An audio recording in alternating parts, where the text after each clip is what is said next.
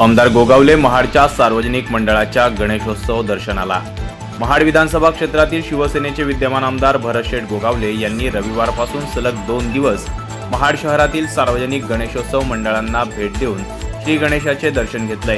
कोहिनूर मित्रमंडळ, संत रोहिदास नगर, नावेनगर, नूतन मित्रमंडळ, पेठेचा राजा, कोटाळी, गवळाळी, काजळपुरा, तांबटाळी इत्यादी ठिकाणच्या सार्वजनिक गणेशोत्सवात सर्व पदाधिकारी आणि कार्यकर्त्यांसह आमदार गोगावले यांनी गणरायाच्या दर्शनाचा लाभ घेतला। यावेळी सर्व मंडळाच्या वतीने त्यांचे यथोचित स्वागत आणि सन्मान करण्यात आला। Bureau report, first news Marathi, Mahad, Raigad.